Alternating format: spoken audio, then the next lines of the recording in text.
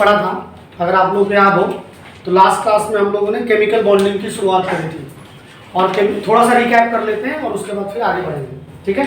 Okay. तो last class में हमने केमिकल बॉन्डिंग के बारे में बात करी। उसमें सबसे पहले हम लोगों ने ये बात करी थी, अगर आप लोगों को याद हो, कि आखिर कोई भी एलिमेंट दूसरे एलिमेंट से मिलकर बॉन्ड का फॉर्मेशन क्यों करता है। तो उसमें सबसे पहला कॉन्सेप्ट हम लोगों ने ये पढ़ा कि पीरियोडिक टेबल में जो नोबल गैसेस हैं, नोबल गैसेस क्या होती हैं? स्टेबल होती हैं, अनरिएक्टिव होती हैं। हमने ये कहा था, अगर आपको याद हो, कि noble gases basically periodic table के क्या होते हैं? शर्मा जी के बच्चे या क्लास के टॉपर बच्चे, हर माँ बाप का सपना होता है कि उनका बच्चे टॉपर बच्चे जैसा बन जाए, या फिर ये कह सकते हो कि सख्त है, कुछ भी हो जाए पिघलते नहीं, ठीक है? तो फिर उन पे देखा गया कि उनके पास ऐसा क्या है जो स्टेबल है।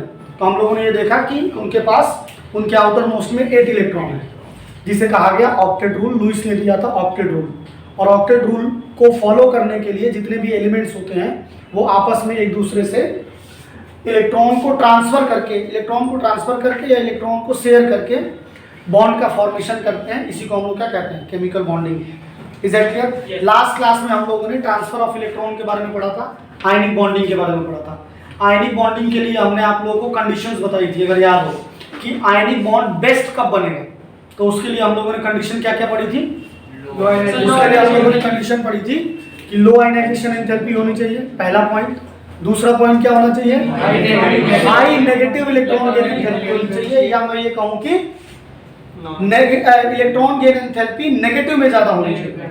और हमें पता है कि हम लोग आयनिक बॉन्ड की बात कर रहे हैं, तो आयनिक बॉन्ड क्या होते हैं? सॉलिड होते हैं, और सॉलिड लैटिस के फॉर्म में होते हैं। सॉलिड क्या होते हैं? लैटिस के फॉर्म में होते हैं। तो जो प्लस और माइनस है उनके बीच में जितना ज्यादा फोर्स ऑफ अट्रैक्शन होगा, उनको दूर करने के लिए हमें उतनी ही ज्यादा एनर्जी देनी पड़ेगी, ठीक है? उतनी ही ज्यादा एनर्जी देनी पड़ेगी। तो उस जो लैटिस का फॉर्मेशन हो रहा, तो उनको अलग करने के लिए जो एनर्जी देनी पड़ती है उसको हम लोग क्या कहते हैं? लैटिस एंथैल्पी या लैटिस एनर्जी कहते हैं। और लैटिस एनर्जी जो होनी चाहिए वो क्या होनी चाहिए? ज्यादा। क्या होनी चाहिए? ज्यादा होनी चाहिए, तभी जाके एक बहुत अच्छा आयनिक बॉन्ड का फॉर्मेशन होगा। यहाँ तक हम लोग पढ़ चुके थे। अब आगे, ठीक है? देखो, जैसे कि अब लैटिस एनर्जी के बारे में हम लोग पढ़ना है, क्योंकि अगर आप कॉम्पिटिटिव एग्जाम्स की बात करें, चाहे नीट की बात करें, चाहे जेईई की बात करें, उनमें लैटिस एनर्जी पे क्वेश्चन आते हैं। और लैटिस एनर्जी बहुत ही सिंपल कॉन्सेप्ट है, अगर आप ध्यान दो तो हमें पता है, अगर आपको याद हो तो हमें पता है कि लाइक चार्जेज एक दूसरे को क्या करते हैं? लाइक चार्जेज एक दूसरे को रिपेल करते हैं, और डिसलाइक चार्जेज एक दूसरे को क्या करते हैं? सिंपल सी बात है। इसी तरीके से जब आप आयनिक कंपाउंड की बात करोगे, जब आप आयनिक कंपाउंड की बात करते हो, तो आयनिक कंपाउंड के अंदर बेसिकली क्या है? आयंस है। सबसे पॉपुलर एग्जांपल NaCl ले लेते हैं। तो NaCl को अगर आप देखते हो, लास्ट क्लास में हम लोगों ने पढ़ा था, तो Na+ है और Cl- है। अगर आपने टेक्निकली ध्यान दिया हो तो सोडियम को मैंने छोटा लिखा है और क्लोरीन माइनस को बड़ा लिखा है, क्योंकि हम लोगों ने पीरियोडिक टेबल में पढ़ा है, क्या पढ़ा है? कि जो केटायन होते हैं वो अपने पापा से छोटे होते हैं, और एनायन जो होते हैं वो बड़े होते हैं। ये हम लोगों ने पढ़ा था किसमें? पीरियोडिक क्लासिफिकेशंस में। आयनिक रेडियाई जब हम लोगों ने पढ़ा था तब ये बात पढ़ी थी। Is that clear? तो इसीलिए मैंने टेक्निकली इसे बड़ा बनाया। अब देखो क्या होता है, प्लस और माइनस एक दूसरे को अट्रैक्ट करते हैं, और प्लस और माइनस को के अट्रैक्शन के लिए सबसे बड़ा कॉन्सेप्ट दिया किसने? कूलॉम। उन्होंने कहा कि अगर कोई चार्ज है, मान लीजिए ये -q चार्ज है और कोई +q चार्ज है, इनको अगर हम लोग कुछ r डिस्टेंस पे रख देते हैं, कुछ r डिस्टेंस पे रखेंगे, और सिंस इनका नेचर क्या है? डिफरेंट है। नेचर अगर डिफरेंट है भाई, अगर दो डिफरेंट लोग होंगे तो एक दूसरे को अट्रैक्ट करेंगे ना, डिफरेंट पोलरिटी की बात कर रहा हूँ, ठीक है? तो ये इनके बीच में फोर्स ऑफ अट्रैक्शन होगा F, और इन्हीं फोर्स ऑफ अट्रैक्शन की वजह से जो आपका NaCl है वो एक दूसरे को क्या कर रहे हैं? अट्रैक्ट कर रहे हैं। Is that clear? और हमें पता है कि जो ये फोर्स ऑफ अट्रैक्शन है वो डायरेक्टली प्रोपोर्शनल होता है किसके? Q1 × Q2 के, और इनवर्सली प्रोपोर्शनल होता है इनवर्सली प्रोपोर्शनल होता है। अब ये फोर्स ऑफ अट्रैक्शन जितना ज्यादा होगा, ये फोर्स ऑफ अट्रैक्शन जितना ज्यादा होगा, जो आपकी लैटिस एनर्जी होगी क्या होगी? उतनी ही ज्यादा होगी। क्योंकि आप देखो ना कि फोर्स ऑफ अट्रैक्शन जो है वो Q1 Q2 के डायरेक्टली प्रोपोर्शनल होता है। इनका मल्टीपल जितना बढ़ेगा FB उतना बढ़ेगा। और इसी तरीके से अगर इनके बीच की डिस्टेंस को देखो तो क्या है, अगर डिस्टेंस बढ़ेगी तो फोर्स ऑफ अट्रैक्शन क्या होगा, घटेगा।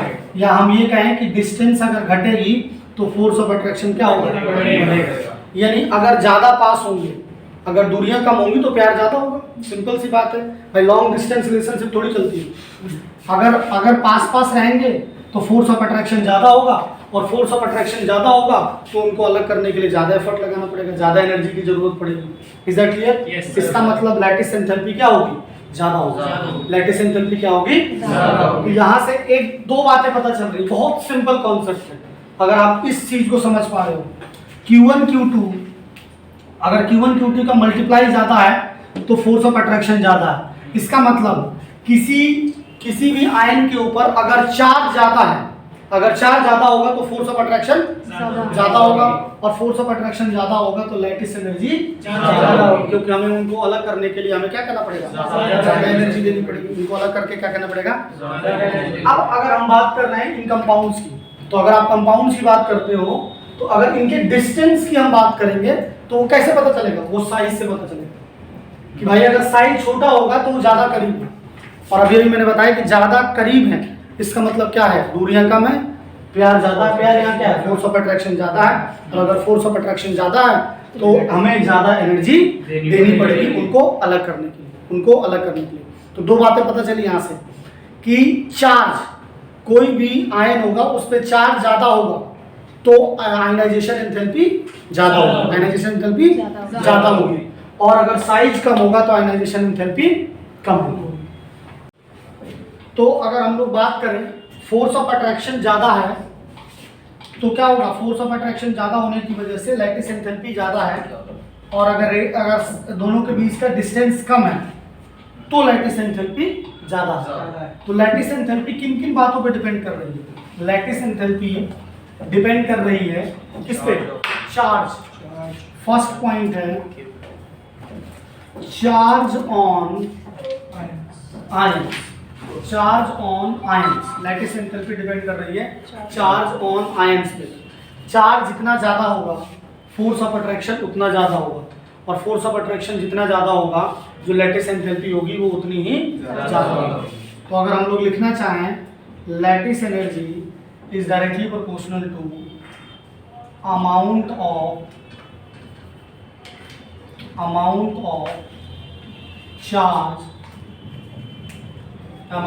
Charge on ions, amount of charge on ions. जैसे कि अगर आप एग्जांपल ले लो NaCl, CaCl2 और आपका MgO।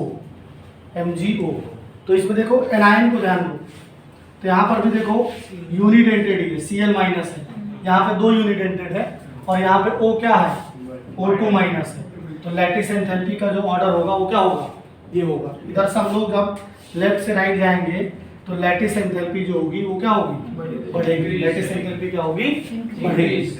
लैटिस एंथैल्पी क्या होगी, इंक्रीज होगी। लैटिस एंथैल्पी क्या होगी, इंक्रीज होगी। अगर हम सेकंड बात करें B part, that is size of ions. अगर हम बात करते हैं साइज ऑफ आयंस की, तो हमने क्या बताया था कि lattice enthalpy is inversely proportional to size of ions. कि अगर साइज छोटा है तो दूरियां कम है, और अगर दूरियां कम है तो फोर्स ऑफ अट्रैक्शन ज़्यादा है। यानी ये कहें कि प्यार ज़्यादा है, और प्यार ज़्यादा है तो फोर्स ऑफ, हमें ज़्यादा एनर्जी देनी पड़ेगी दोनों को सेपरेट करने के लिए, दोनों को सेपरेट करने के लिए। Is it clear? जैसे कि अगर हम बात करें NaCl और हम बात करते हैं NaBr की।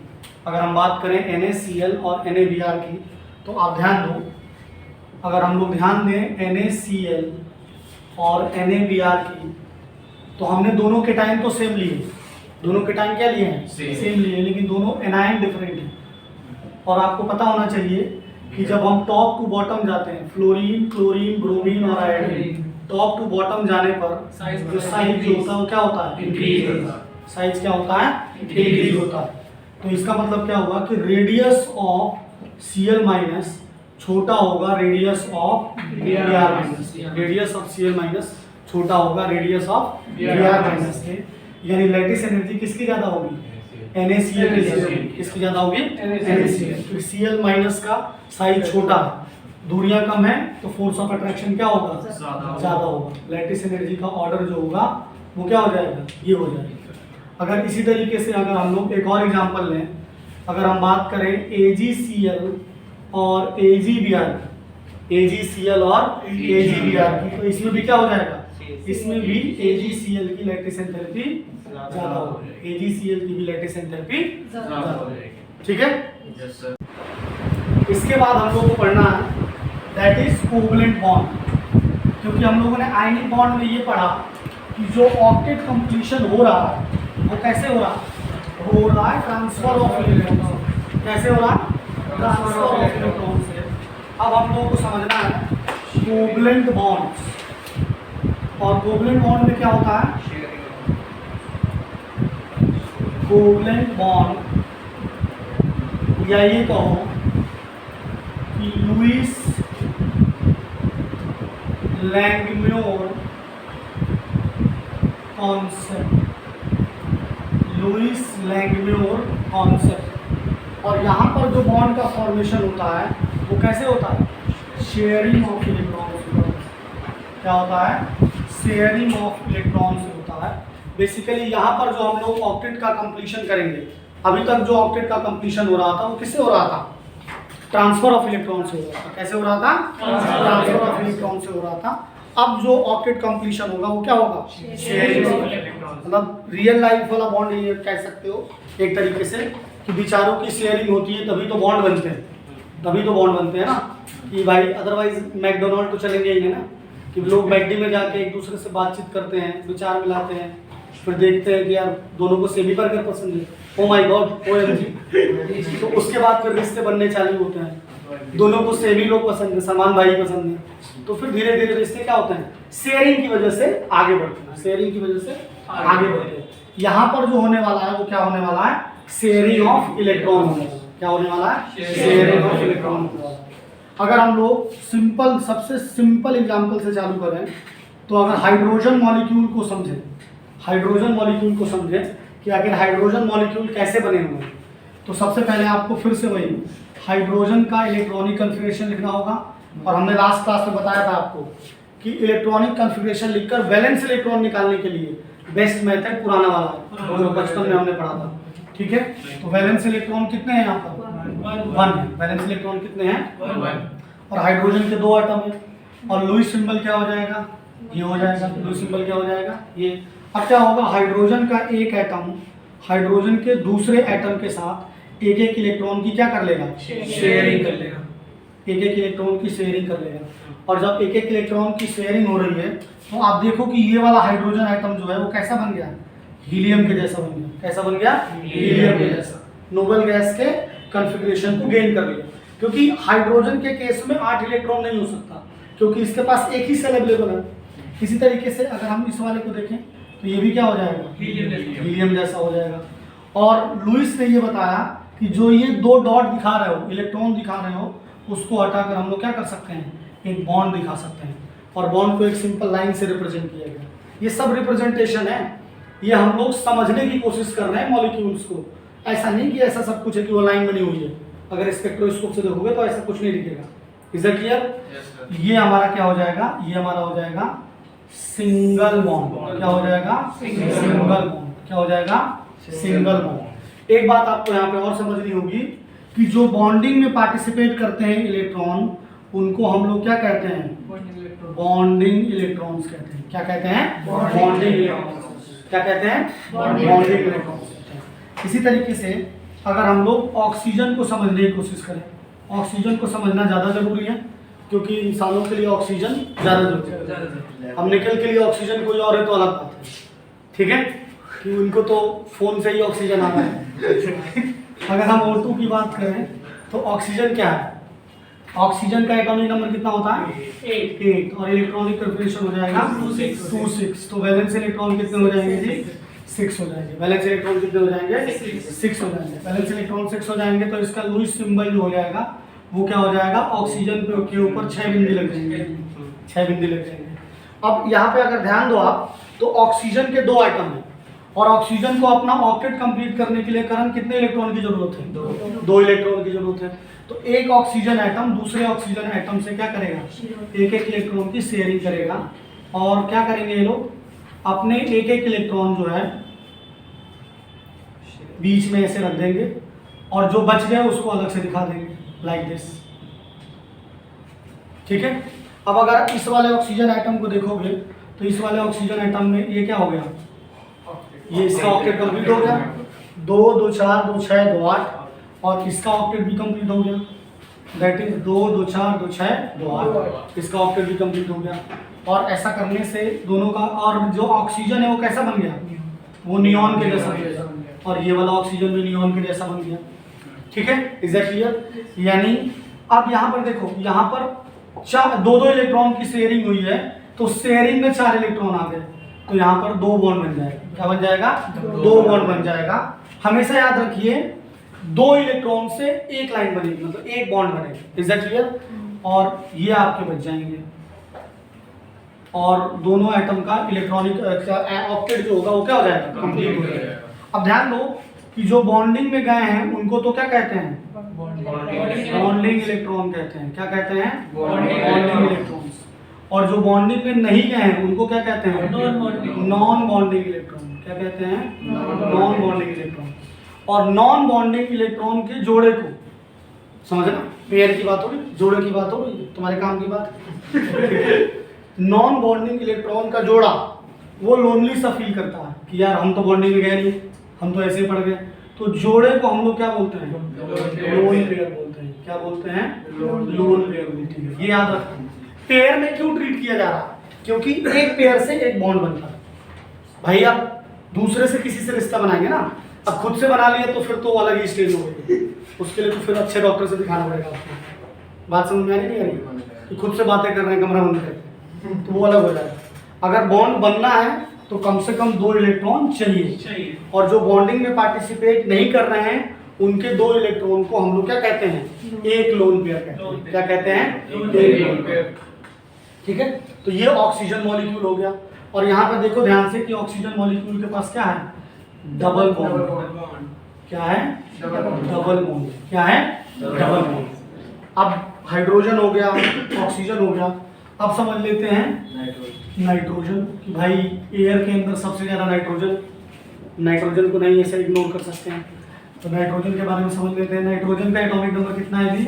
7। नाइट्रोजन का एटॉमिक नंबर कितना है? 7। ये हो जाएगा आपका 2 5। आपको पता ही है वैलेंस इलेक्ट्रॉन आप निकाल ही लेते हो इतनी देर में, इतना तो समझ ही गए हो।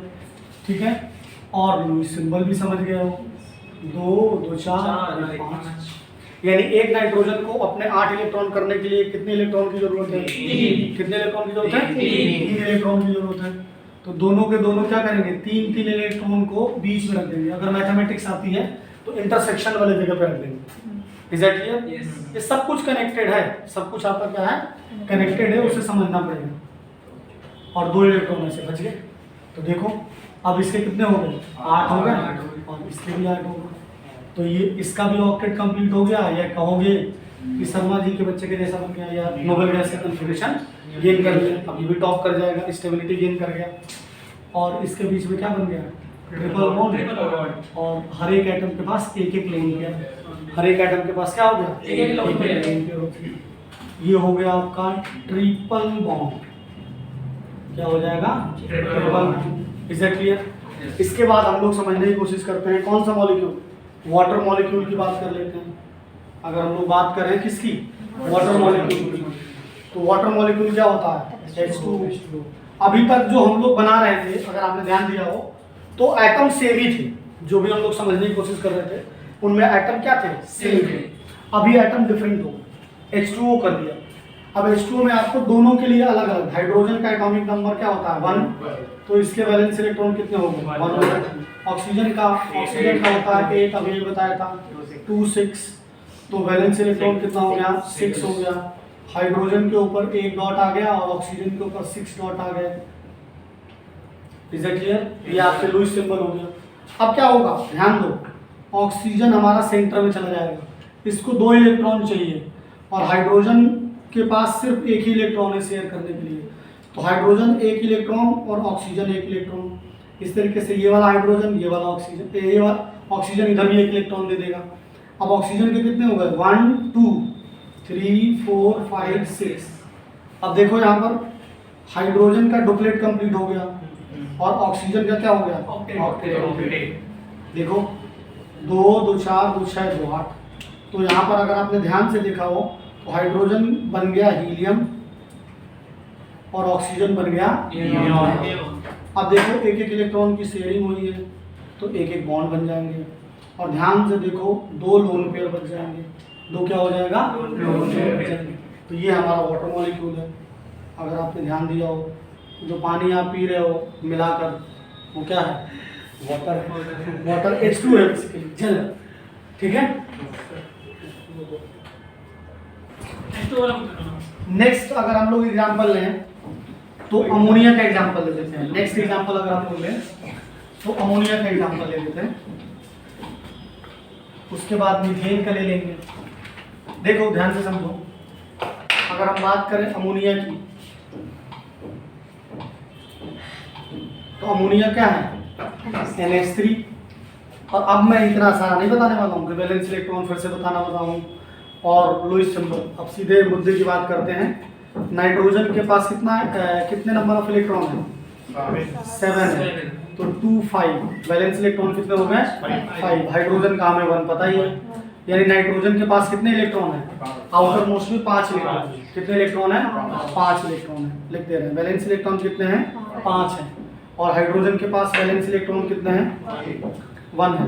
तो नाइट्रोजन बेसिकली एक एक हाइड्रोजन एटम से एक एक इलेक्ट्रॉन की क्या कर लेगा, शेयरिंग कर लेगा और एक लोन पेयर बन जाएगा। एक क्या बन जाएगा, लोन पेयर। आप ध्यान दो तो हाइड्रोजन कन्वर्ट हो गया हीलियम में और आपका नाइट्रोजन कन्वर्ट हो गया नियॉन में। नाइट्रोजन कन्वर्ट हो गया नियॉन में, नाइट्रोजन कन्वर्ट हो गया नियॉन में, ऑक्टेट कंप्लीट हो गया, नोबेल गैस की कॉन्फ़िगरेशन को गेन कर लिया। यही सपना था और वो हो गया। और इस तरीके से अमोनिया मॉलिक्यूल होता है अगर हम लोग लुईस कॉन्सेप्ट की थ्योरी को समझें। अगर लुईस की बात को मानते हैं तो आपका अमोनिया का जो स्ट्रक्चर होता है कुछ इस तरीके से होगा।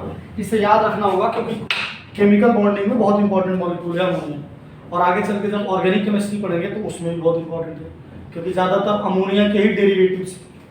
और नाइट्रोजन बहुत इंपॉर्टेंट कंपाउंड है, इसके बिना ह्यूमन लाइफ जो है वो नहीं पॉसिबल है। ठीक है, कैसे नहीं पॉसिबल है वो ऑर्गेनिक केमिस्ट्री में हम लोग बात करेंगे डिटेल में। आगे बढ़ते हैं, फिर एक और बात करते हैं कार्बन। कार्बन का जो कंपाउंड है सबसे ज़्यादा पॉपुलर वो है आपका क्या, मीथेन। नाम तो सुना ही होगा आपने, CNG। ठीक है, मीथेन को मार्स गैस भी कहते हैं। अगर हम लोग कार्बन की बात करें 6 तो ये हो जाएगा 2 4, ये हो जाएगा 2 4। और कार्बन के वैलेंस इलेक्ट्रॉन कितने होंगे, बहुत ही पॉपुलर है, टेट्रावैलेंट है। अगर आपको याद हो ऑर्गेनिक केमिस्ट्री में पता करेंगे कि आखिर कार्बन के लिए पूरी एक किताब क्यों पढ़ रहे हैं, पूरी केमिस्ट्री क्यों पढ़ रहे हैं कार्बन के लिए, जबकि पीरियोडिक टेबल में ऑलमोस्ट 118 एलिमेंट्स हैं। लेकिन कार्बन में ऐसा क्या खास है कि हम लोग पूरी की पूरी केमिस्ट्री अलग पढ़ रहे हैं कि ऑर्गेनिक केमिस्ट्री। ठीक है, अब कार्बन हाइड्रोजन की बात करो तो आप देखोगे कि हाइड्रोजन के पास तो एक इलेक्ट्रॉन है, हम लोग कई बार डिस्कस कर चुके हैं। कार्बन अपने एक एक इलेक्ट्रॉन की शेयरिंग हाइड्रोजन से कर लेगा कुछ इस तरीके से।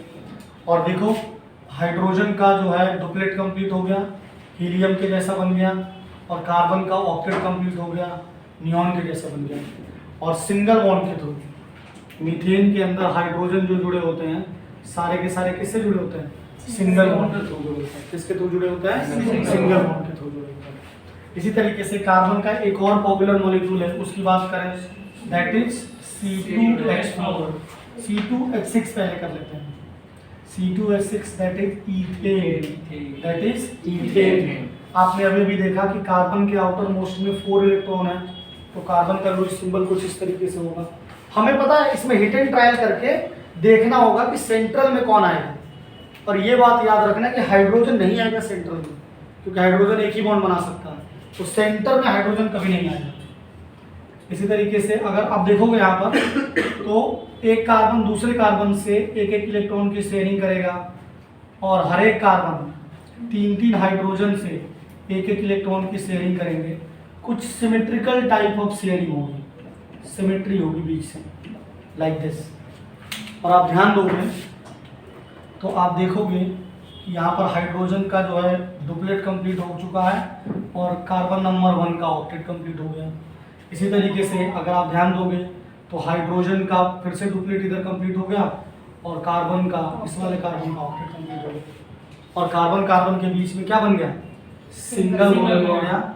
और हर एक कार्बन एक हाइड्रोजन से जुड़े होते हैं, हर एक कार्बन एक हाइड्रोजन से, मतलब हर एक कार्बन तीन तीन हाइड्रोजन से जुड़े होंगे। सॉरी, अब इसमें क्या होता है, एक चीज आपको और याद रखनी होगी, आगे चल के हम लोग पढ़ने वाले हैं, लेकिन हम आपको पहले यहाँ बता दे रहे हैं जिससे कि एक बैकग्राउंड क्रिएट हो जाए और चीज़ों को समझने में आसानी होगी। जो सिंगल बॉन्ड होता है आपका, single bond basically sigma bond कहलाता है, केवल सिग्मा कहलाता है। ये ओवरलैपिंग जब हम लोग हाइब्रिडाइजेशन पढ़ेंगे तो वहाँ पर पता चलेगा कि सिग्मा बॉन्ड और पाई बॉन्ड क्या होते हैं। मैं आपको पहले ही बता दे रहा हूँ कि सिंगल बॉन्ड केवल सिग्मा होता है, डबल बॉन्ड अगर कहीं होगा तो एक सिग्मा और एक पाई बॉन्ड होगा, और अगर ट्रिपल बॉन्ड होगा तो एक सिग्मा और दो पाई होते हैं, एक सिग्मा और दो पाई होते हैं।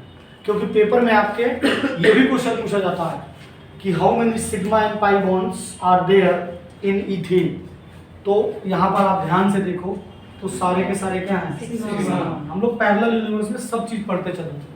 आगे चल के मैं कॉन्सेप्ट बताऊंगा कि सिग्मा और पाई का फॉर्मेशन कैसे हुआ, लेकिन मेन जो स्टडी करेंगे वो मार्क्स ओरिएंटेड करेंगे, नॉलेज के साथ साथ मार्क्स के बारे में भी सोचना। Is that clear? तो इसके पास कितने सिग्मा इलेक्ट्रॉन होंगे, 1 2 3 4 5 6 7, 7 सिग्मा है, और क्या है, 0 पाई प्रॉपर लिख देते हैं, that is 0 pi. Is that clear? इसी तरीके से एक और अगर हम लोग कंपाउंड लेना चाहें, यहाँ पर लेते हैं, अगर आप ध्यान दो, दैट इज व्हाट, C2H4। इसे हम लोग क्या बोलते हैं, इथीन बोलते हैं। क्या बोलते हैं, इथीन। कई लोग इसे इथाइलिन भी बोलते हैं, याद रखिएगा, ठीक है। कई लोग इसे जनरल नेम में इथाइलिन भी बोला जाता है। और यहाँ पर आप देखोगे तो 4 हाइड्रोजन है, तो ईच कार्बन से दो हाइड्रोजन जुड़ जाएंगे, कुछ लाइक दिस। ईच कार्बन से दो हाइड्रोजन जुड़ जाएंगे। अब अगर ऑक्टेट कंप्लीट करना है तो हर एक कार्बन को आपस में दो इलेक्ट्रॉन की शेयरिंग करनी पड़ेगी, कुछ इस तरीके से। और फिर आप देखोगे कि इसका डुप्लेट कंप्लीट हो गया, इसका भी डुप्लेट कंप्लीट हो गया, और इस कार्बन का ऑक्टेट कंप्लीट हो गया, इस कार्बन का भी क्या हो गया, ऑक्टेट कंप्लीट हो गया। और इस तरीके से कार्बन और कार्बन के बीच में डबल बॉन्ड आ गया। क्या आ गया, डबल बॉन्ड। और जैसे ही डबल बॉन्ड आता है, इसका मतलब क्या हुआ कि अनसैचुरेशन। क्या आ गया, अनसैचुरेशन। जब कार्बन सिंगल बॉन्ड से जुड़ा होता है तो सैचुरेटेड कहलाता है, और जब डबल बॉन्ड या ट्रिपल बॉन्ड आ जाता है, यानी ये कहें कि पाई बॉन्ड आ जाता है, तो अनसैचुरेशन स्टार्ट हो जाता है। यहाँ पर सिग्मा बॉन्ड कितने हैं, 1 2 3 4 5 सिग्मा बॉन्ड है और 1 पाई है। 5 सिग्मा बॉन्ड है, 1 pi. Is that clear? Yes sir. ठीक है, नोट कर लीजिए। नेक्स्ट अगर हम लोग एग्जांपल को समझे, अगर हम लोग एक और एग्जांपल लेते हैं तो वो हो जाएगा आपका इथाइन, ट्रिपल बॉन्ड। कार्बन और कार्बन के बीच में क्या है, ट्रिपल बॉन्ड। जैसे कि अगर हम बात करें C2H2 की, तो ये है आपका क्या, इथाइन, या इसी को बोलते हैं एसिटाइलिन। और आपको याद होगा इसी को हम लोग क्या कहते हैं, वेल्डिंग फ्यूल भी यही है, वेल्डिंग फ्यूल भी यही है। कैल्शियम कार्बाइड से हम इसे बनाते हैं। अगर सॉफ्ट वेल्डिंग करना हो तो ये गैस यूज की जाती है, ठीक है।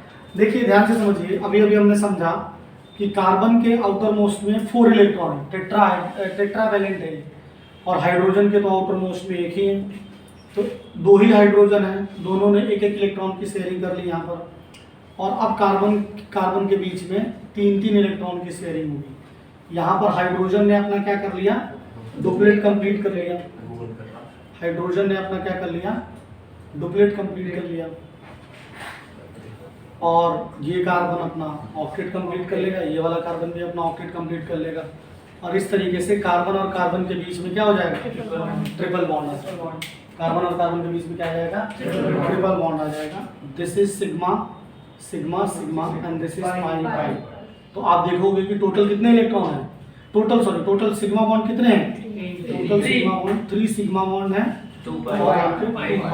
3 सिग्मा बॉन्ड है और आपके क्या है 2 पाई। 3 सिग्मा बॉन्ड है और 2 पाई। अगर इसके बाद हम लोग नेक्स्ट एग्जांपल समझें, कार्बोनिक एसिड जो कि कोल्ड ड्रिंक में पाई जाती है। यस, अगर हम बात करें कार्बोनिक एसिड की तरह, फेवरेट बात हो गई है, यस सर। कार्बोनिक एसिड की बात करें तो कार्बोनिक एसिड का फॉर्मूला होता है H2CO3। अब हमें सभी के बारे में पता है, हाइड्रोजन के बारे में पता है, कार्बन के बारे में पता है, ऑक्सीजन के बारे में, लेकिन हम एक बार लिख दे रहे हैं, हाइड्रोजन कार्बन के आउटर मोस्ट में कितने होते हैं 4, और ऑक्सीजन के आउटर मोस्ट में कितने होते हैं 6। कई बार हम बता चुके हैं, तो आपको अभी तक याद हो जाना चाहिए, याद हो भी गया होगा, ये हो जाएगा। Is it clear? अब देखो क्या होता है, कार्बन और ऑक्सीजन, कार्बन से ऑक्सीजन जो है क्या करेगा, बेसिकली एक ऑक्सीजन तो आपका 2 इलेक्ट्रॉन की शेयरिंग करेगा, लाइक दिस, कुछ इस तरीके से होगा। और आप देखो ऑक्सीजन का क्या हो गया, ऑक्टेट, ऑक्सीजन का तो ऑक्टेट कंप्लीट हो गया। Is it clear?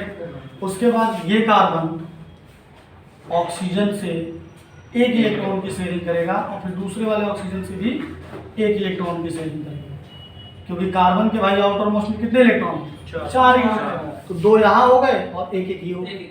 और ऐसा करने से कार्बन का भी ऑक्टेट कंप्लीट हो गया, लाइक दिस, कार्बन का भी ऑक्टेट कंप्लीट हो गया। अब हाइड्रोजन के साथ 1 इलेक्ट्रॉन की शेयरिंग हो जाएगी, कुछ इस तरीके से। अगर आप ध्यान दें तो इस वाले ऑक्सीजन का भी ऑक्टेट कंप्लीट हो गया, और इधर से आपके हाइड्रोजन का भी octet complete, duplet, sorry, hydrogen का क्या हो गया, डुप्लेट कंप्लीट हो गया, या ये कहें कि हीलियम के जैसा कन्फिग्रेशन गेन कर लिया। अब इसको बॉन्ड में लिखें तो कार्बन का ऑक्सीजन से ये डबल बॉन्ड, फिर इस ऑक्सीजन से सिंगल बॉन्ड, फिर इस ऑक्सीजन से भी सिंगल बॉन्ड, और कार्बन से फिर सिंगल, ऑक्सीजन और हाइड्रोजन से सिंगल, ऑक्सीजन और हाइड्रोजन से सिंगल। तो ये है आपकी कार्बोनिक एसिड का स्ट्रक्चर, लुईस स्ट्रक्चर। अब अगर बात करो तो ये कम क्वेश्चन पेपर में आता है, पेपर में क्वेश्चन इसका ion, that is carbonate ion, carbonate ion ज़्यादा पूछा जाता है, दैट इज CO3 2-। तो आपको पता होना चाहिए कि ये कौन से एसिड से आया है। अगर ये एसिड ब्रेक होगी तो कुछ इस तरीके से ब्रेक होगी, aqueous solution. Is that clear? तो इसके आपके लिए सबसे ज़्यादा आसान होगा बनाना, पहले आप यही बना दो, वापस कार्बोनिक एसिड बना, और वापस कार्बोनिक एसिड का बनाने के बाद आप इजीली कार्बोनेट आयन बना सकते हो, क्योंकि माइनस की वजह से आप कंफ्यूज हो सकते हो कि कहाँ पर इलेक्ट्रॉन की एक्स्ट्रा इलेक्ट्रॉन आ रहा है। ये सारी बातें थोड़ा सा क्रिटिकल हो जाती है, कई बार गलती होती है। अगर हमें बहुत आसानी से करना है, मान लीजिए 11th के बच्चे हैं और पेपर में क्वेश्चन आ रहा है, क्योंकि वहाँ पर ड्रॉ करने के लिए आता है, और ये तो बहुत इंपॉर्टेंट है, अगर 11th के बच्चे हैं तो काफ़ी पूछा जाता है ये, और नाइट्रेट आयन, अभी उसकी चर्चा करेंगे क्योंकि वहाँ पर कोऑर्डिनेट बॉन्डिंग की भी बात करेंगे। Is that clear? अब यहाँ पर देखो, जैसा था मैंने वैसा एग्जैक्ट बना दिया है, दोनों में डिफरेंस क्या आएगा वो हम लोग डिस्कस कर लेते हैं। कुछ इस तरीके से हो, लाइक दिस। अब देखो हो क्या रहा है, बेसिकली हो रहा है कि हाइड्रोजन नहीं है, लेकिन हाइड्रोजन जब जा रहा है तो अपना इलेक्ट्रॉन ऑक्सीजन को दे दे रहा है। अपना इलेक्ट्रॉन किसको दे रहा है? ऑक्सीजन को। मैं हाइड्रोजन के इलेक्ट्रॉन को डिफरेंट कलर से शो कर देता हूँ, जैसे कि हम डिफ्रेंशिएट कर पाएँ। ये वाला जो है रेड वाला, वो क्या है? हाइड्रोजन का इलेक्ट्रॉन। किसके इलेक्ट्रॉन है? हाइड्रोजन। अब होता क्या है, जब हाइड्रोजन जाएगा तो ये इलेक्ट्रॉन यहीं छोड़ देगा, क्योंकि हाइड्रोजन जब निकलेगा किसी एसिड से तो H+ के फॉर्म में निकलता है। कैसे निकलता है? H+ के फॉर्म में। तो जो कार्बोनेट आयन बनेगा वो कुछ इस तरीके से हो जाएगा, हाइड्रोजन भी यहाँ से हट गया। अब एक इलेक्ट्रॉन एक्स्ट्रा आ गया इस ऑक्सीजन के पास, उसी का माइनस आ गया, उसी का क्या है? ये माइनस। ये हो जाएगा आपका कार्बोनेट आयन, ये हो जाएगा आपका क्या? Carbonate ion. ठीक है, ठीक है। फिर यहाँ तक जो है कोवलेंट बॉन्ड के हम लोगों ने बहुत सारे एग्जांपल समझे। अब नेक्स्ट जो टॉपिक हम लोग को पढ़ना है वो पढ़ना है कोवलेंट बॉन्ड और कोऑर्डिनेट बॉन्ड। तो सबसे पहले हम लोग नेक्स्ट क्लास में समझेंगे कि कोऑर्डिनेट बॉन्ड्स क्या होते हैं, और कोऑर्डिनेट ऐसे कंपाउंड्स पढ़ेंगे जिनमें कोऑर्डिनेट्स बॉन्ड और कोवलेंट बॉन्ड दोनों मिक्स हों। ठीक है, वो हम लोग करेंगे नेक्स्ट लेक्चर में। तब तक के लिए गुड नाइट, शुभ रात्रि, जय हिंद।